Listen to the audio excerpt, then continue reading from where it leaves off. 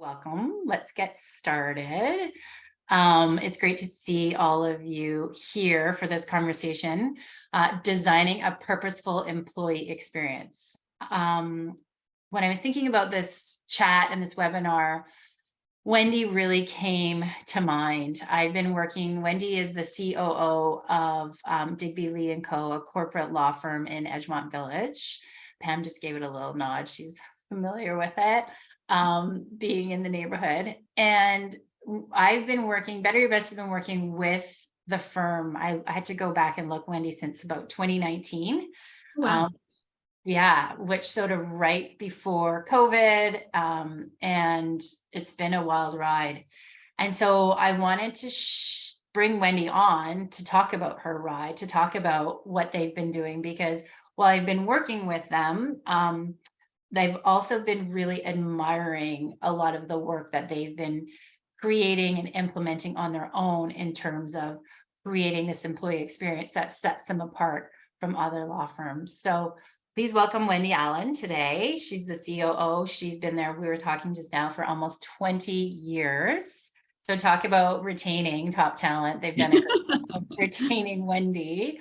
So I wanted to start off by asking you this question, Wendy, like, what attracted you to law? What attracted you to the firm almost 20 years ago? I know you and Digby worked previously together, but what attracted you to that? And what sort of keeps you here now? So for me, where it began, I always had an interest in law that started back taking a grade 11 law class in high school. And I progressed on to actually pursuing a criminology degree. And I wasn't really sure what I wanted to do at the end of that. But then I found out about what was then the legal secretary program. And it was, a 1-year course that really combined law and administration and organization, which I also have a passion for and a real interest in. So I opted to take the course the program thinking, I'll do this, see what it's like. It's not enough of a time consideration that if I change my mind, I can't go back and do something else. So I did that. I finished it. I loved it. And yeah, so here I am kind of 20 years later, still in the industry. I did get my first job out of school, and it was not the best experience, being honest. There was culturally, it was a tough situation. So for me, that's what really kind of kickstarted my desire to prioritize culture and that experience. And so when I came to work with Digby, it was a different firm at the time. That was something we both really agreed on. We really believed in culture being important and creating a place that people wanted to come to work, and just, working, but also having fun and having the enjoyment in that at the same time. So I came on as a legal secretary, progressed through paralegal, got into a management role, probably 15 years ago now, and 10-15 years. And so really for me, what keeps me there is a love of learning. I love learning. I love being able to continually grow in my position. And in this role, I've been given the opportunity to be able to do that. So I've been able to continue on, always being listened to, heard what's important to me. And so I've never felt like I needed to go outside of this to find something else. I've always been able to get sort of the level of fulfillment and challenge out of this role that's really important to me. And so I feel fortunate that I have been able to do that, and that the role has been able to sort of shape to what I'm looking for as well. So there's some flexibility there. Fantastic. It's been really incredible to watch Wendy continue to challenge herself and take on these new responsibilities in the last couple of years, and just like really want to take on more as it relates to her role. One thing I will say about you, if you don't mind, is many of you know we use this as behavior assessment. And I always used to joke that my husband was the highest compliant high C individual that I'd ever assessed. But a fun fact, it's now actually Wendy. She's the highest ES I've ever assessed. Rules are very important. You must follow the rules. Rules are very important. And what we also know about like a high S is like change is like not really in their wheelhouse. Like change for change's sake is not something that they love. But what Wendy has demonstrated and shown me in her leadership is that well thought out change and a plan for change, she can get behind. Not only can she get behind, she created and she ran with it. So that's been an interesting, just as an outside observer, just watching her. She's like not to put words in your mouth, like, yeah, change for change's sake. No, but change that makes sense. I'm right behind it. So you guys know, some of you don't, like, obviously I love screens on. Sorry to put you guys on the spot. Janelle and Satinder. Jenny, if you can, we'd love to see you too, but no pressure. I just really love creating community and really love bringing people together. And really thank you, Caroline. I will turn on my camera and I'm just enjoying my lunch. Okay, finish While your I lunch listen, and but then then I turn will your turn my camera camera on. on. Yes. Perfect. But really, as much as we're going to hear about Wendy, I want to hear from you guys too, because there's a lot of like really great brains on this webinar today. And I want to hear from the field, like what's going on for you guys. And I don't know if you read my little Zoom prep email yesterday. I sent out that reminder with a couple of questions embedded in it. If you're like me, you might have just like looked at it and moved on without reading through to the fine print. But the bottom line is I'm going to want to engage with you guys as we go through. And so the first question I want to ask you guys before we hear a little bit more from Wendy is, when you think of employee experience, when you think of retaining employees, like think of it from your own perspective, like what keeps you in a business? Like what has to be present in order to keep you in a business? So Wendy's already sort of shared learning and like that growth, but from your perspective, name anything. What I want you to do is just put in the chat, like what's really important to you about like your business is retaining you, like one of the reasons how they retain you. Or if you're someone who's designing this work, like I know Nikki is and Pam is, what are you really mindful of when you're creating these experiences to retain people? Like what's important? What else is important? I want to hear from this collective wisdom. So put it in the chat. What's top of mind for you when you think about retaining top talent?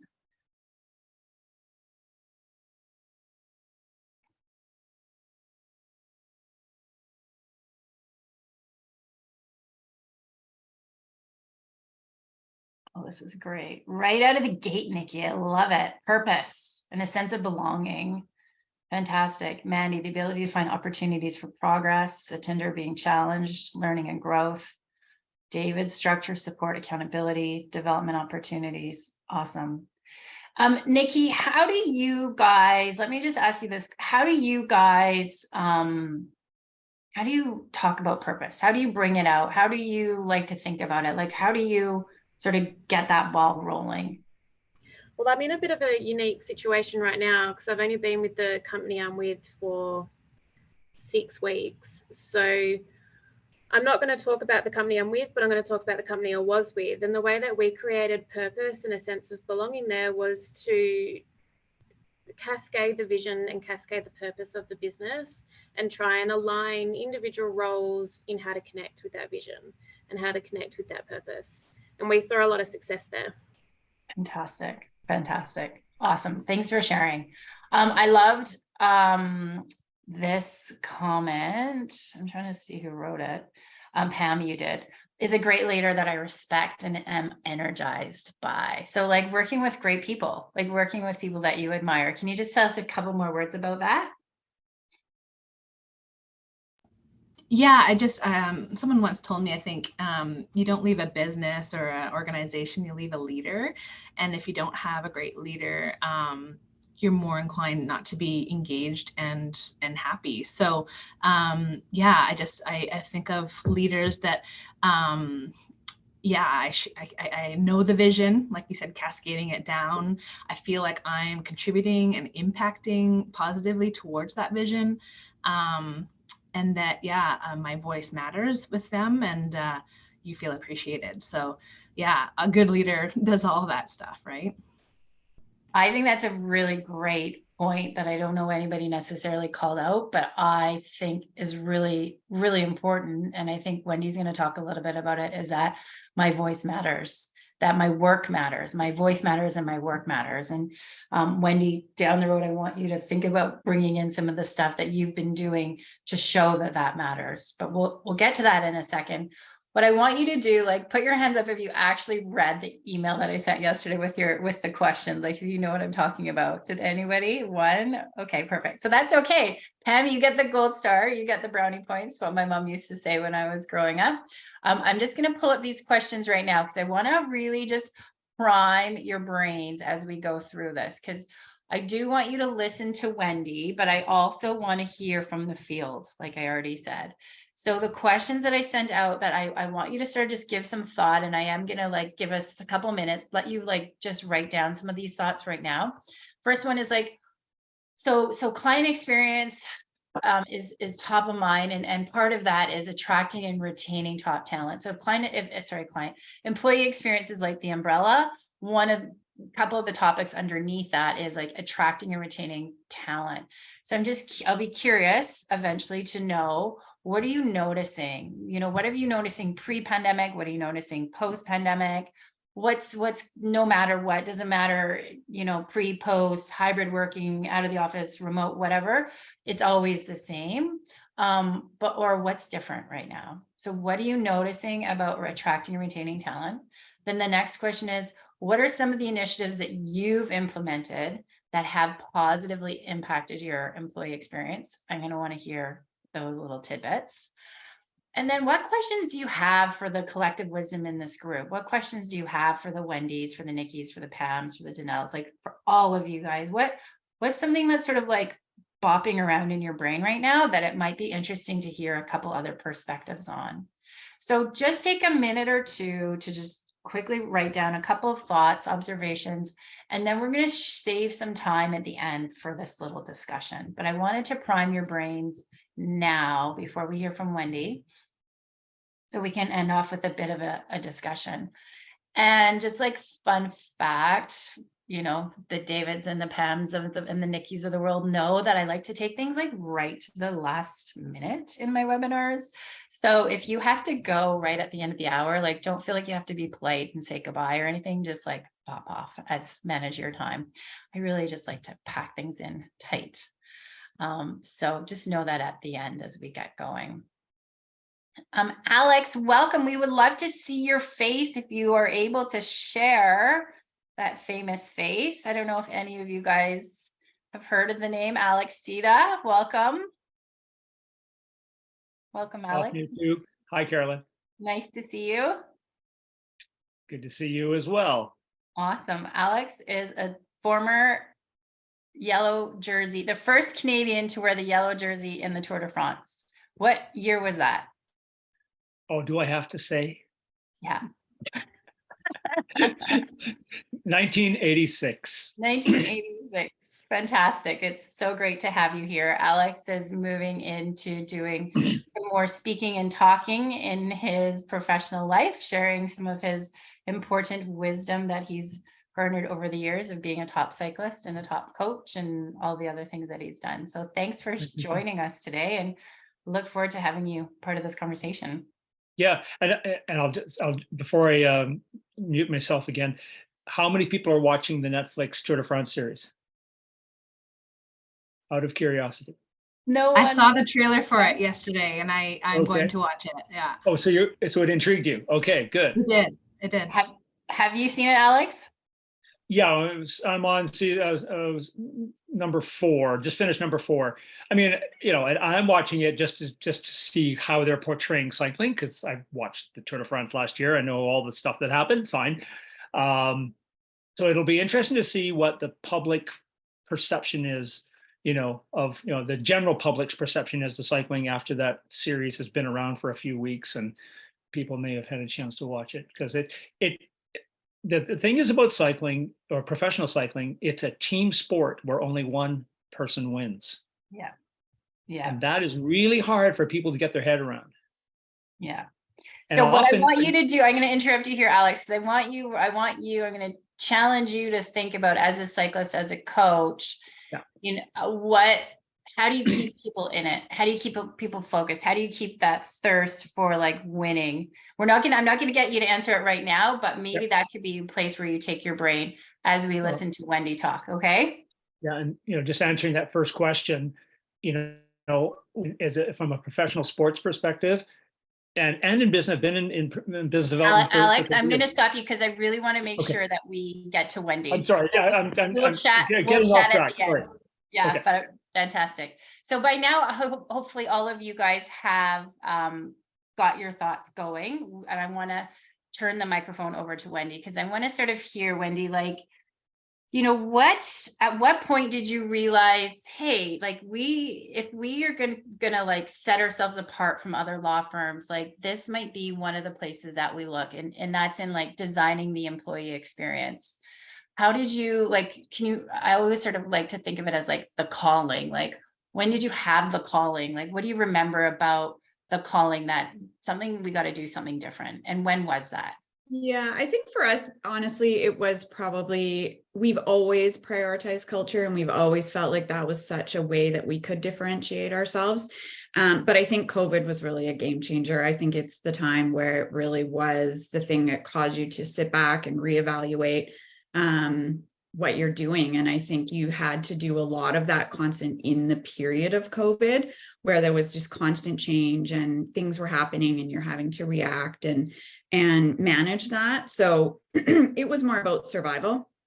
And from a technology perspective, we were very set up, but what we really wanted to focus on was like people and culture, and how can we keep the connection and the engagement and people when we're not together, and when the circumstances are changing and people are feeling in life a lot of uncertainty. And so that carries over into work. And so it was just you're trying to just be supportive of people, and there's a lot of fear and all of those things. So I think COVID was really the moment where we just had to really take a different, a really different look at it. And we weren't as impacted, honestly, by what was happening within our organization, but what was happening outside of that. And then we were having to react to that and think about that. So we had staff, you know, leaving industry, we had people moving away, we had people like just reevaluating their lives. And so we did have a lot of change within that period of time. And so we went from kind of survival mode to post-COVID, really, you know, having to redefine what the future of work looked like for us. And how do we build a culture in this new world? How do we manage with partial remote transitional work schedules, sometimes in the office, sometimes out, all of those things that you're kind of thinking about. And so retention and recruitment was obviously a focus. We did already have a brand strategy. We had all of those things in place, but what I think it really caused us to do was reflect and amplify that. How do we take that and really take it from the thing that's behind the scenes to the thing that's at the forefront of what we're doing, amplify that, live it. And so that was really, I think, the point and what we chose to do. And there was a lot of steps involved with that decision. So before I ask you about sort of how did you like start gathering the information on where you needed to improve, like I'm thinking of a question that a colleague of mine asked recently that I just love, which is like, what for sure did you know you were already doing well? What did you already have that you knew you were doing well as related to employee experience, as it related to a culture? What were you sort of already known for going into this? We were already known for being, progressive, being a place that, you know, practices law differently. And then culturally, just a good, respectful group of people. People had fun, they enjoyed each other, they felt supportive, we had an inclusive environment. We have a beautiful office, you know, that people love to come to every day. So we had a lot of really good things. We had the vision, mission, values. We had team norms, which is the internal like rules of how we communicate with each other. Those were already in place. So we had a lot of really, really good things already happening. It was sort of retention and recruitment and the focus on how do we then rebuild or, you know, focus in a different way from that point on. So then let me ask you that question. So you know, you had some good pieces of the puzzle in place. You go through COVID. What I was writing down as you were talking, which I think a lot of people were facing this challenge, is how do we keep up our unique and awesome culture remotely? So that was the question that was plaguing you. But what you were starting to experience is that people were leaving, and it wasn't because they didn't love the firm. It's because, I don't know about you guys, like, put up your hand if any of you guys sort of experienced this in your industries. Is like people started having a bit of an existential crisis in terms of like, what do I want to do now? Is this where I want to be? Like, David, Janelle, like, did you guys see that around you and your peers? No, you didn't. Everybody stayed put, like batten down the hatches. David, what about you? I mean, I moved from one company to another during the pandemic. A lot of it had to do with culture for sure at the old company, but yeah, I can definitely see people kind of rethinking where they want to be, and I think a lot of that had to do with the fact that, you know, a lot of companies did switch over to a lot more remote, and other companies kind of refused to, even when they probably could have. So I think that the mentality shifted to, you know, I want to work in an environment that like has a better work-life balance. And then, you know, you see all these people having the ability to work remote. You know, you kind of want that for yourself. And I think that has changed the mentality of a lot of people. So you took this opportunity to really find a place that met more of your own personal values, if you will. Yeah. Okay, great. Great. So Wendy, you see this, you're like, okay, attracting, retaining top talents, a new focus. Where did you go from there? Like, how did you start to sort of like sow the seeds of like where we need to put our focus? How did you know what to improve on? Yeah. So it was a multi-step process, and it really, if I was reflecting on this question, and when I look at kind of all the things we did, a lot of it had to do with asking the staff, like, what are you looking for? What's important to you? Why Digby Leigh Company, right? So we took the opportunity to check in with everybody, ask them those questions, Carolyn's famous questions. What's good? What's tricky? What could be different? We asked them those questions, and we listened to what they had to say. We asked them about their role. Like, what is your role? What's the opportunity here? We asked them about the future of work. What's important to you? Like, what do you want out of this experience? So there was a lot of asking, a lot of communication with the staff. And we learned that learning and development was really, really a priority. That was something that people were looking for, feeling definitely a sense of purpose. How do I learn and grow from within? How do I prioritize that for myself? Another thing we did that was really, really key was we redefined our staff meetings. So we took it from something we'd always done to something that had a lot more structure to it. So we went to one time per month, all team meeting, mandatory, and we created a lot of structure around it. So we would share good news updates. We would share progress reports on tying everything back to the strategic priorities and what we were doing on those things. Excuse me. There's a lot of transparency in the information that we shared with the staff through this staff meeting process. And one of the biggest things was creating a hot topic. So the hot topic was every meeting, we have one topic that we want their input on. So we, pose the question in the meeting and we ask for feedback. Sometimes we put people into breakout rooms. Sometimes we just ask individually, but it's a way to have more voices at the table, to hear everybody's perspective on different topics that are important for the business. It gets them thinking about what's important to them and to the business. So it's creating a bit of sense of that what they have to say is important, and also they're contributing, because we do believe we're better if we're tapping into everybody's ideas and opinions and perspectives than just us as management.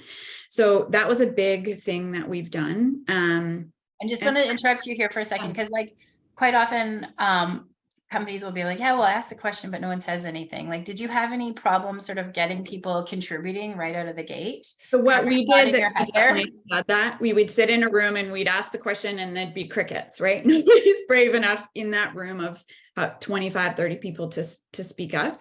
So what we did is we often put them into breakouts. So when it was remote, we would do remote breakouts, and now we're back in person, that we do come together once a month and we have the meeting in person. That's mandatory that people come if they can't, like, to the extent they can. And we do breakouts. So we try and keep the breakouts small. You get a lot more honesty and a lot more collaboration and thoughtfulness when you take away the pressure of having to speak in the group. So they get into small groups, 2 or 3, maybe 4 at the max, and they go away, and then they have a period of time to chat amongst themselves about whatever question or whatever the topic is. And then they come back and one person from the group will present to the whole group what we talked about, and then we take notes, and then we create action items from these things, and then we revisit it at the next meeting.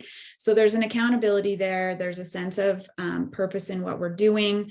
It is a way to get a lot more engagement in the group. So Hey, Wendy, when you first asked the question, like, what's good, what's tricky, was that via, like, did you guys do it via survey or individual meetings? How did you do that and what size? Great we did it question.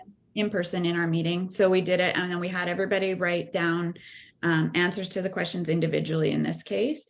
And then we took all of the answers and then got them to send them to us after. So Nikki, what's an approach you've taken to sort of gather information from employees that's been really impactful in the past?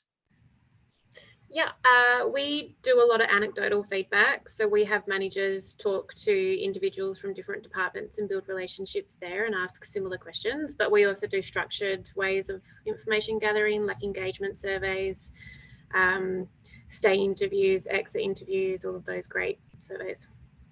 And so was that what you would recommend, Nikki, is like sort of that multi-prong approach? Like I sort of hear like this pendulum swinging around things like engagement surveys and net promoter scores, and it's just like, no, don't do that, you don't learn anything. But then what's your sort of whole feelings on it? I just think there's so many different styles that people prefer to give information. Some do like the anonymous surveys, others prefer the one-on-one approach. I think give the opportunity for all approaches if possible and see what comes. But like exit surveys, you're right, sometimes people are just really annoyed with the company as they're walking out the door, and then inflate certain issues that aren't necessarily issues. So I think you just have to be pragmatic about it. So Tinder, I want to put you on the spot. What's been a sort of a way to get information from you or your colleagues in the past that you think has been a pretty powerful way of gathering feedback? So we do a lot of surveys. And anonymous is what like our associates prefer, but in the managers one-on-ones, they also are okay giving feedback. So we work with technology people, and I was thinking while you guys were talking, 99.9% of them like turning their camera on. So it's like really hard to get them to even speak. So for that group, the survey and being anonymous, I think works great. So just knowing your audience, if they are okay, then of course you want to talk to them directly, but if they're not okay, then yeah, they go through either their manager or through the surveys and stuff. Great. I would just say for us, I think the challenge we had is we're a smaller organization, so anonymous things are hard because you can't really be anonymous in a small group.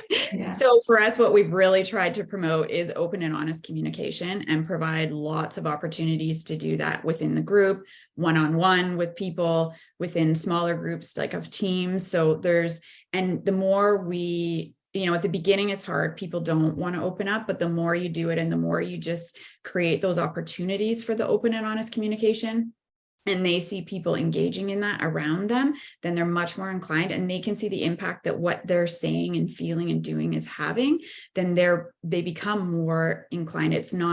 It takes the fear out of it. Like they worry a little bit less about what the impact, and see the positive results that come is like, oh, they're actually listening to me and they're making changes based on what we have talked about. And that's a really powerful thing.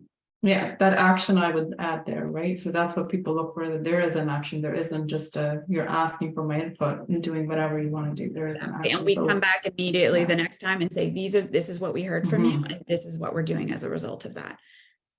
I think that's such a huge point, because it's so easy to have these meetings and have all these ideas and then never tie it back sort of to either who said it or, you know, like, or just let it get lost.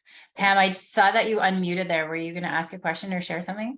Oh, I was just going to ask Wendy, like, in terms of the hot topic, one question for that monthly meeting, are they business-based, culture-based, would you say? Does it change? I'd love to hear like an example of Yeah, all the time. So we've definitely done like temperature check type questions. We've done a lot around DISC, a lot around DISC and personalities and driving forces and what motivates people. That is hugely powerful when we understand ourselves and each other better. That is a tool that has been a complete game changer for us as an organization, I have to say. Coming from the person who was adamant she was not doing it and was like, I don't want to know any more about myself that I need to think about and worry about. I just like, but I've done it and I can tell you it makes a huge difference. So we do a lot around that. We'll ask business questions and sometimes we have fun with it.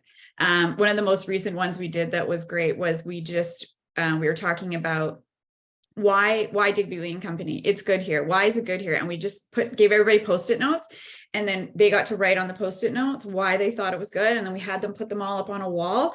And then there's this big wall of like Post-its. And we did that exercise many years ago, actually, same sort of thing where we had them write it down. And we took those things and we actually put them up on, like, we've used it in for our total reward statement at the beginning. We do like a cover page. And so we take all these things that people say and we incorporate it back into the things that we're doing.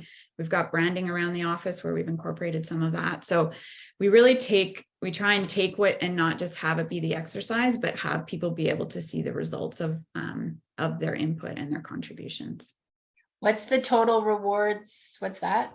Oh, so we do that like when we do people's reviews and we do their compensation, like their total compensation package. So we have a sheet that breaks down like the numbers piece, but on the front of it, it's all the intangible reasons, like why Digby Leigh Company and all the things that people have said. We use that as like the cover page, and it's sort of a branded graphic that we use to put on the front of it.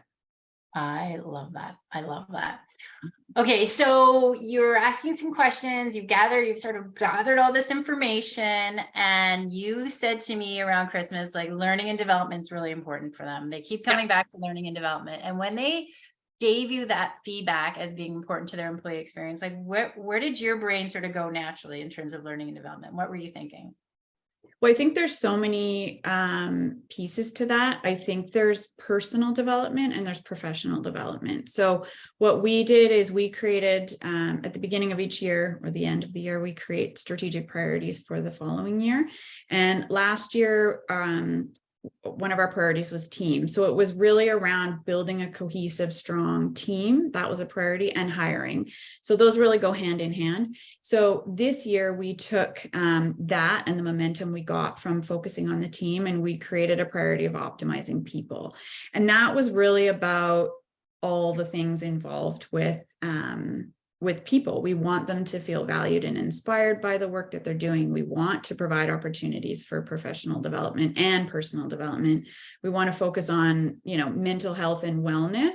So that was a big one for us. So it was really, we took the opportunity to, kind of create a career map for people so they can see their path within Digby Leigh Company and how they can grow. Because sometimes people feel like, well, this is my job and I'm kind of stuck here and I don't see the path to what next? I don't see the path to, but really, if you're having conversations about the continuous learning and how you can develop in your role and how we're listening, and if you're really interested in this over here, we're going to try and create that opportunity for you. So the career map or career path was really important, and really trying to foster the mentality of like this sense of ownership and control over what they're doing, and that piece of how am I contributing to this? And it's really about asking them and them then seeing the results of those conversations. So that was really big. We've done some really fun things. Like we did a wellness week where we, every day for 5 days was a different theme of wellness. And we provided on our intranet, we did like a topic and we talked about that day's wellness topic. And then we provided a little gift for everybody that day. So in the morning when they came in, there was something on their desk to do with wellness. And it was you know, some of it was fun, like a water bottle. Some of it was like a book to read, you know, things like that, where that's more on the personal development side. And at the end, we celebrated, we had a masseuse come in and give everybody massages in the office. So that was really well received. But we do lots of lunch and learns, lots of courses, like through our, in our industry, obviously there's a lot of like credits and learning that you have to do to keep your as a lawyer. So we provide those opportunities for everybody. If we're putting on a lunch and learn on a topic, everybody is welcome to come. If you have an interest in it, come. Some of it's on, you know, operation side, administration side, some of it's on the lawyer side. But we open those opportunities up for everybody in terms of, if they're interested, you get to come. I hear you saying we, Wendy, in terms of like who's implementing these things and leading these things. Is it you, or do you have like certain teammates that implement this stuff, or is it the lawyers or the managers? Like, one thing I'm just curious about is like empowering the managers to have those conversations, or to, you know, have that conversation around a career path for growth and things like that. Who would be part of leading that? Yeah, so that mostly those conversations are myself and Kristen, who is our manager of administration. So she does a lot. We do a lot of those things together. That would be our role. But we do have a leadership team. We talk about it in our management meetings, and we go in with trying to provide a bit of that, you know, cascading, as we talked about earlier. Is we can have things as a business that we want to do, and then we try and, you know, cascade that down to the leaders of the departments, and then downward. And so everything feels like it's connected, but it's coming from a lot of different people. So they will have departmental meetings. So sometimes as a management group, we'll come up with an idea, and then the team leads will go to their group and disseminate. And sometimes it's myself or Kristen who are leading those as well. So it's a bit of a combination of things depending on what it is. I want to ask you this because I have a bit of a bias towards it. You guys it might come as a total shock, but you mentioned earlier that, you know, right out of the gate, I guess back in 2019, when I was like, hey, this whole team, you should all do these behavior assessments. You were sort of like, no, not too interested. Yeah. But now you've gone from that place to having someone in your organization that's certified in it and is leading, and you're using it more and more. And then I said in January, hey, I'm launching this leadership course. You should put a little group in. And you were like, no, I don't think that they're interested. And I was like, just ask them, like, just ask. Tell us a little bit about that learning and that the course, and what you're noticing, how coming together as this group is impacting the employee experience. So you're exactly right. Came into it not just feeling like it wasn't your time, and, you know. And what we're talking about is a course that I launched in April called Leading Self. A couple of the people on the call, Pam, Dave, Wendy, they are all in it already, so that they know what we're talking about. But yeah, just share a little bit about what that experience has been like. So that, again, it has been such a positive thing for us. And I think the reason for that is because I went and I asked a group of people, are you interested in this? And they all said yes. And so that was my first surprise. And the second was that we were able to bring a group together across departments. Often we're stuck kind of working with the same people, and we're doing the same things, or the same people get opportunities. But this allowed us to bring together, it's myself, someone from our operations team. We have 2 lawyers on there. So we have like this diverse group of people that have come together that are really doing different roles every day. And we're going to the webinars and we're learning, and then we're bringing that back into the organization via the accountability group. And we have a champion of that, and she brings the energy and enthusiasm to the meetings. And sometimes they're fun, where you just have wine and cheese, and then we talk about whatever the homework is. So we bring a little bit of fun to that. But we have done a lot of what we've learned in the program, we've then taken back and used as hot topic conversations. And we've used a lot of the homework to then bring to the people, to the entire firm. And there's so much honesty and vulnerability within that group that we have been able to really have so many good, powerful conversations, honest conversations about what's going on, about all the things that we're learning, about where we can focus and what our strengths are, where we can, work on a little bit more. And so I really, really love the dynamic that it's brought and the different group that it's brought together for us. Awesome. Awesome. I remember you saying something to me. It's just like, you can hold a core value of respect as your core value, but like, until you really look at yourselves and slow down to sort of like see who's around the table, I should say, like it sort of takes that idea of like mutual respect for one another to a whole other level, because it's not just a word. It's like you're really thinking about what that means and looks like for this person in a very personal way. Yeah. And we've been able to use that as well in work-related ways. We had somebody whose number one driving force was collaboration, and it was just having some struggles with like getting momentum in the work. And we implemented an every day with one of the more senior people, a five-minute check-in every day on what's happening. And it completely changed the results and the work relationship, because she was able to collaborate every day and have the time that she needed to feel like confident in what she was doing and to keep work moving forward.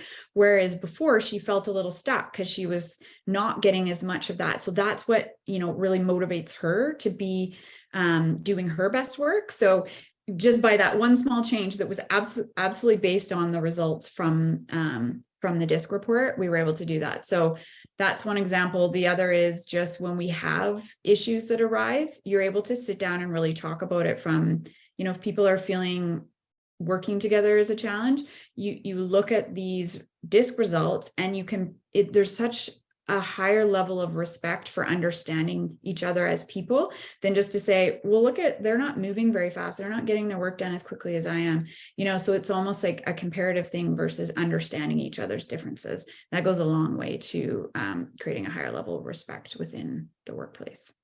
And it helps build that trust too, that we know teams need. Yeah. Okay. Let me finish off by asking you one more question.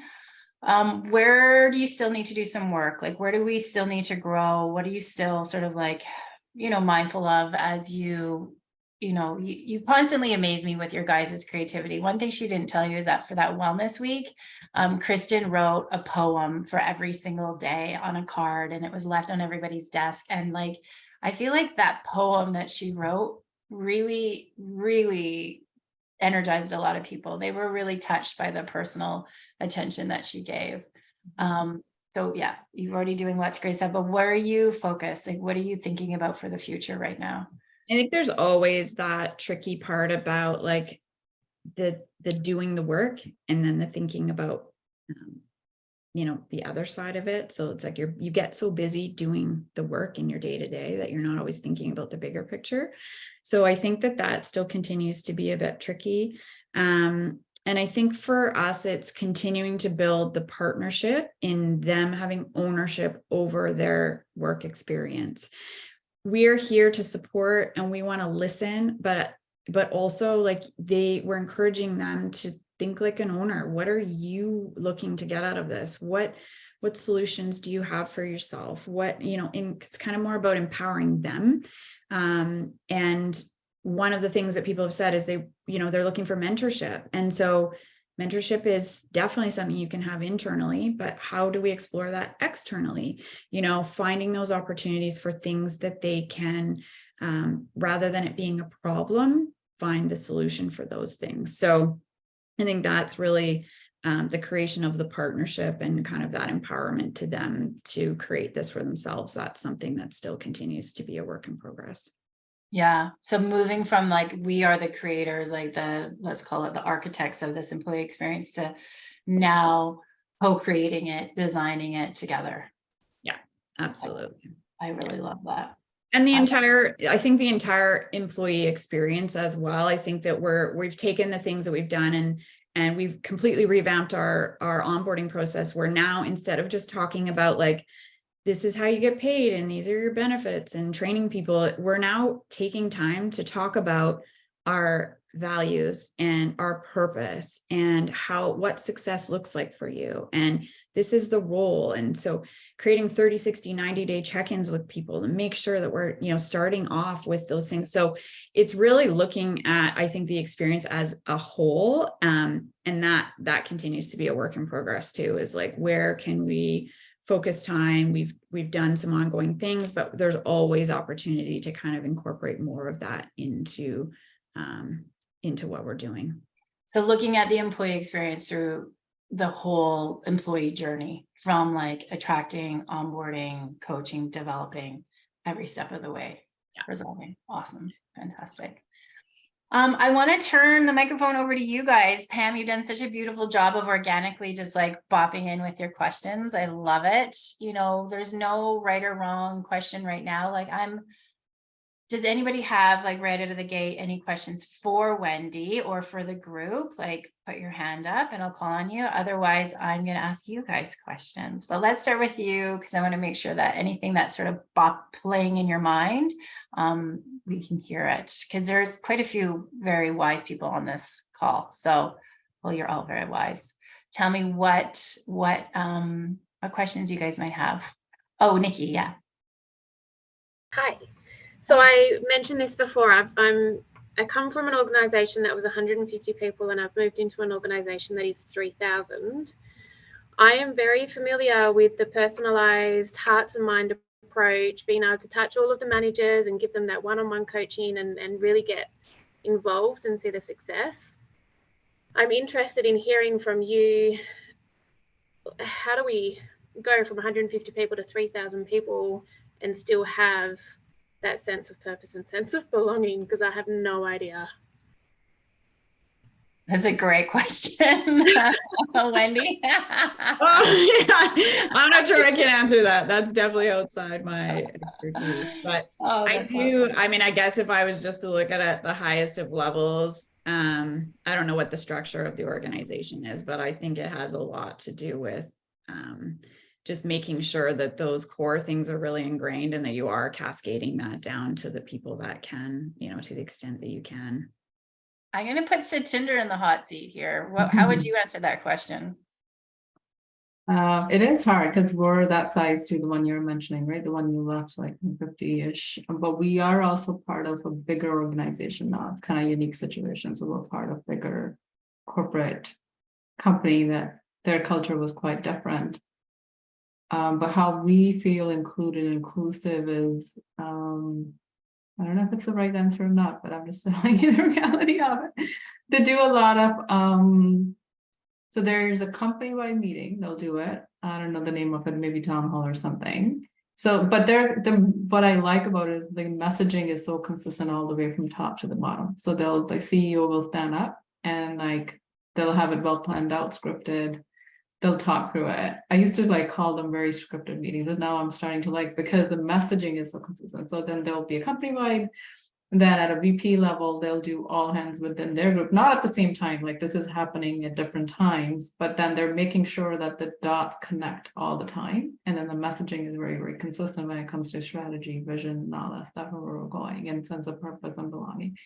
And then after VP, then the directors do something of their own. So, and so on. So it just, you always feel connected to all the way to the top, and knowing where the company is headed and how you fit into it and what the strategies are, and if the business is not doing well, then what's being done, and or you give your suggestions. So I think they've found a way to connect with all the people all the way down. But yeah. So it starts with that town hall, and then does it expand anywhere from there, in terms of smaller meetings at some point, within departments? Yeah. So they do go from there to all the way. We all do it within our own whatever area we're responsible for. So we make sure. We used to have a monthly. Now we're actually doing even weeklies, but to shrink the time. You don't want to take a lot of time, but you just want to take the opportunities where you think it makes sense too. So we used to do once a month, and then we would like take 15-20 minutes talking about it, and then open the floor kind of thing. And now we feel like when with the bigger group or smaller groups, we take it, there's teams that are doing weekly, I do bi-weekly, and so we kind of find our own, like what works, what doesn't work. Or we've taken different approaches where we take one meeting and keep it pretty social, just a chance for people to connect, and then the other one will be more, work profession, like that's kind of focus, like mix it up, because we're still mostly remote, so we're not back in the office yet. So Okay.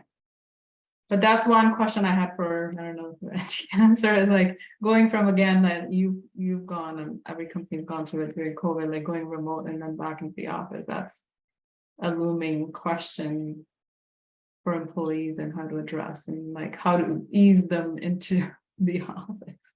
Wendy, what was your experience? I think this is really interesting. Share, yeah. Don't want to like front load all your answers here, but no, it's okay. So it honestly, I think we've had a bit of a different experience. Our people want to come. We have no rules around whether you come, like no set rules, like you must be in the office 2 days a week or anything like that. And the majority of our staff come to the office almost every day.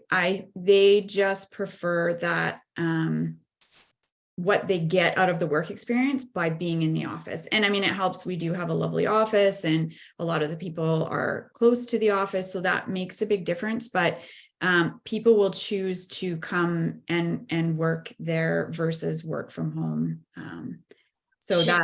I'm going to jump in because Wendy was like, we had this like negotiation with this new hire that was like really hitting hard about how they wanted to work from home. And like, they had this big commute. And Wendy, I'm speaking for you, but she's like that person that like was negotiating hard and they're hiring now does the commute every day and comes in every day because they want to be in the office. Like, to me, that is such a huge key success indicator of the work that you're doing, Wendy, that like, yeah, you gave her all the space to sort of design what she needed, but the reality is she wants to be in your office because you've created that great experience. So Satinder, I think it's delicate. I think every organization has to approach it in their own unique way, but that's something that I think you can hope for eventually. Any more questions? Another question, Janelle, any questions popping for you? I know you're smart. You have a bit of a smaller team. What stood out for you as meaningful today? I mean, we don't spend any time thinking about this. So we do zero. So anything is enlightening at this point. I think, the time that you took is pretty incredible to do what you did and still maintain your role. So that's something, we're doing zero. So anything above that would be a win for us. Yeah, awesome. I think it's hard. It is that sense of like you get caught up in doing your job, right? And then you lift your head up and you kind of are like, what is happening around here? And so the time that you can put into creating that always comes back in such a positive way. Any amount of time, really. Well, especially hearing it from a firm like yourself, where it's like, billable hours, minutes count. If you can do it, then I feel like we can do it too. Yeah.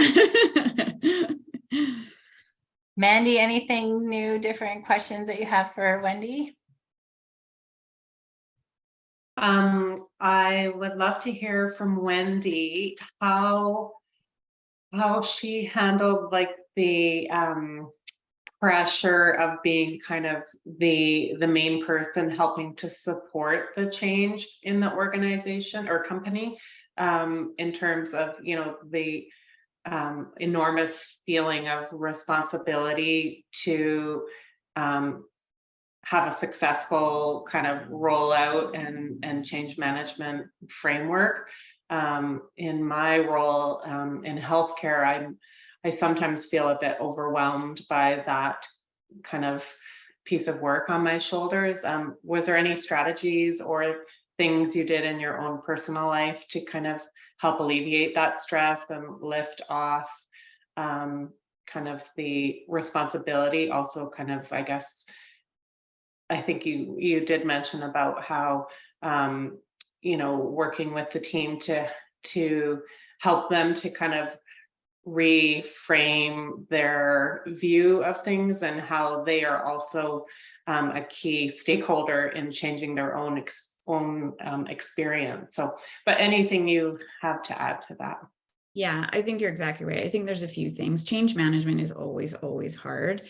And I think for me also, my personality is that the level of like I always considered myself an indecisive person, but what I realized is that I'm actually quite decisive. I just need enough time to gather all of the information and to weigh it and make a decision. And once I do that, I'm actually very decisive. So I think in those moments, for me anyways, it's taking the time to gather information, to ask all the appropriate people to get the information that I need.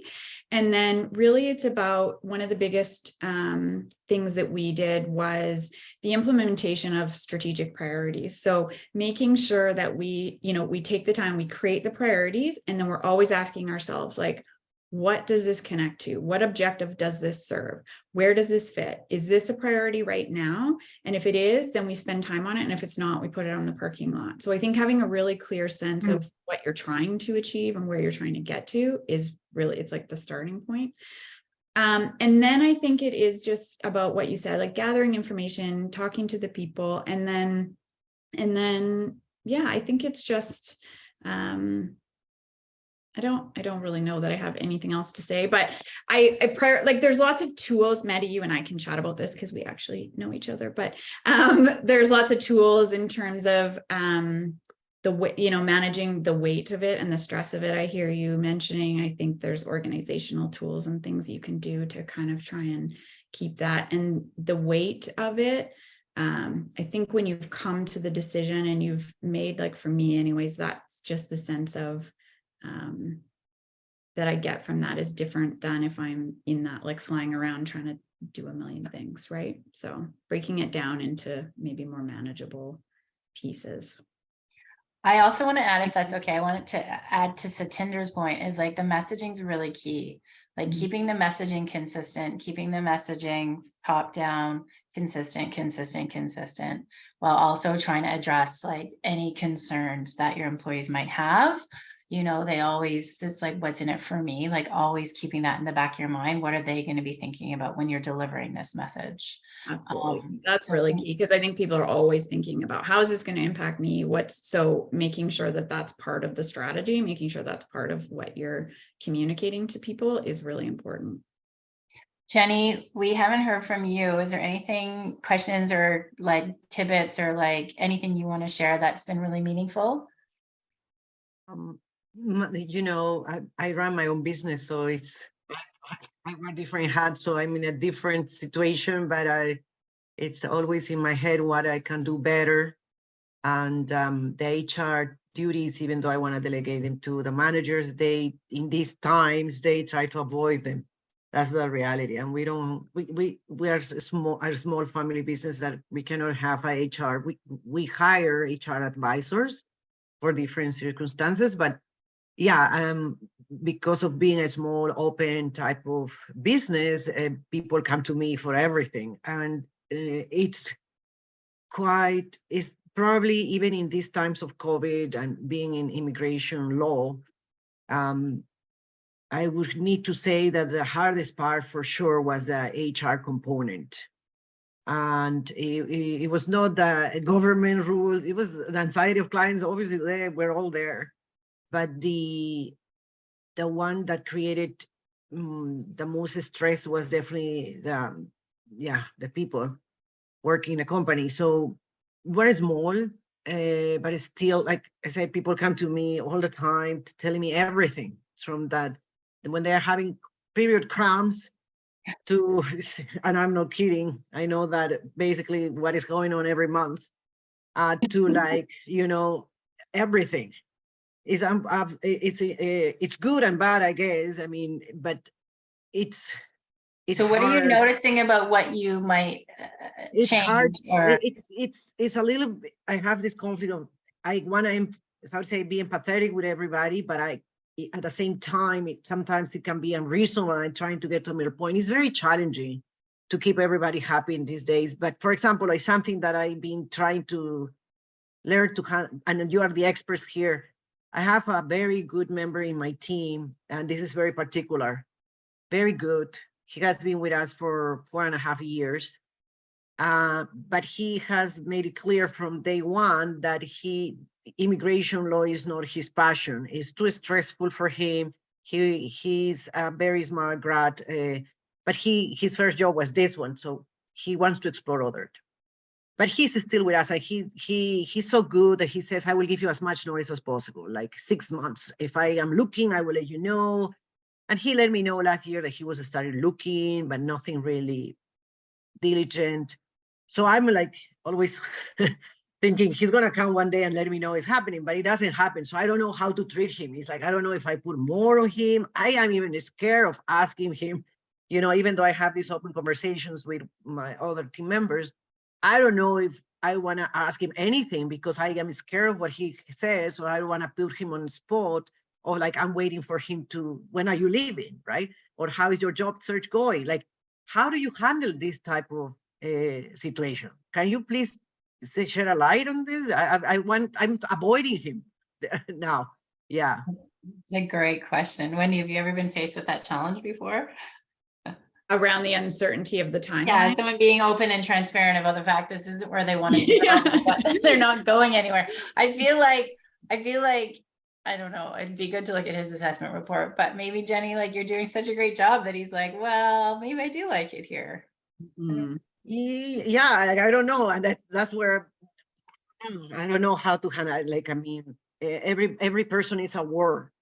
I feel like they are my family. It's like, instead of having drama only at home, I have a drama yeah, right. So it gets to that point, and they have been with us years, but still it's challenging. It's like I'm always on edge, right? Like, because in a small business, one person leaving creates a huge impact on everybody else. Yeah, So anyway, I've been in that situation, and we are a small business as well. So every person that's leaving has a huge impact on what's happening. So my approach always is a bit more of I would rather know than not know. So I appreciate if people are coming and giving us lots of notice, but then we need to create the plan. So my approach would probably be to, let's create a timeline, and then let's figure out the plan, and then we work back, because there's a communication piece. I think it does impact the people around you if they're kind of half in, half out. So I would rather have clarity and be able to communicate and create the plan and have the timeline to be able to work with the plan than to be in the sense of not knowing. So I guess my approach would actually be to. But isn't that maybe making him feel like, when are you leaving, kind of thing? Like, I'm already putting pressure on him leaving. That's where, Yeah, which I mean, it's a little bit weird for me I don't know what to do with him. Do I encourage him? Do I well, I guess the question is, how badly do you want him to stay, or do you want him to stay? want to stay? Yeah, I think that's the question. Yes, I will. I want him to stay, even though I can tell. I can tell sometimes he's not engaged, and we do a lot of working from home, and I imagine he's looking for, I don't know, and that's something that I just already live with, right? I don't know what my team is doing. I don't know when they start, when they finish. I don't know anything. But as long as the job is done, but with him, I don't know, right? I mean, it's this. I guess you also deal with that because you have a lot of people working remotely, and you just figure out, because he's so efficient, that I don't care. But I don't know if asking him, he's gonna feel that I'm pushing him away.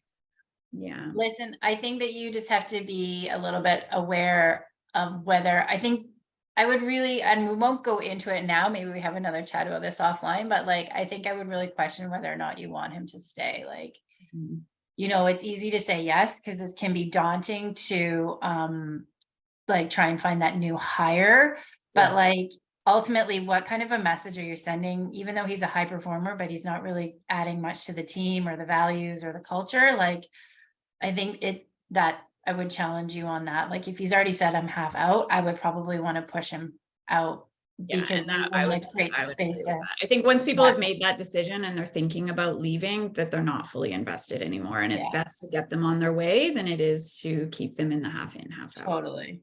Mandy, did you have a question? Did you just put your hand up? Oh, I just wanted to kind of add something along the same lines that I would encourage you, Jenny, to be courageous and think about your operations and the importance of that. And like Carolyn and Wendy were saying, you know, if he's expressed to you he has one foot out the door, I think you would be doing yourself a favor to have the conversation and ask him, you know, where he's at with things, so that you can do the planning for your company. I'm sure he would understand that that's something you need to do, and, you know, give him an opportunity to express whether maybe things have changed, maybe he now wants to stay, but that let him know like that information would be helpful in order to figure out, you know, where your business relationship can go from there.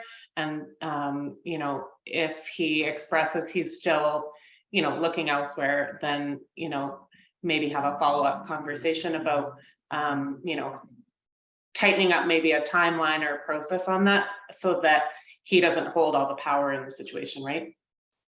Thank you. Thank you, everybody. Thank you. Thanks for sharing. It's great. I love seeing, like I said, the shared struggle and then the collective wisdom sort of coming together to support. It's not easy. Well, ladies, thanks for sticking around. Yeah, it's been awesome. Pam, like I said, I appreciate how you just like popcorn in with your questions. I felt that was just so beautiful and organic, and it was a great way to like get Wendy to pause on the places where that were really important and meaningful to you. Yeah, thanks for coming. Do you guys have any more questions? And it's 1:10. I don't know if any of you have to hop off. We could probably stick around for like 5 more minutes. How's everybody feeling? We good? I just want to say a big thanks to Wendy for sharing. I loved hearing about what you've done there, and super inspiring. And yeah, if I can apply a few of those things, then I'll be super pumped. So, and I would come work at Digby anytime, because it's a fabulous place to work. So you're very inspiring. You've hooked me if you're recruiting. So thank you very much. This is definitely outside my comfort zone. I am not one to speak up, but it is something that I am passionate about, and I really feel that's so important. So I appreciate Carolyn for giving me the opportunity and making me be brave. I just want to also say thank you, Wendy, so much for inviting me to join. Wendy and I are actually more friends than colleagues. And I just want to say, you know, over the last 4 or 5 years, it's been so fun getting to know you.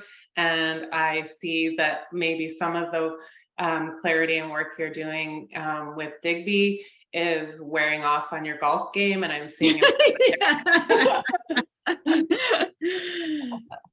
Love it. awesome. Thank Thanks, you, Carolyn. Mandy. Thanks, guys. Thanks so much for coming. Thank you.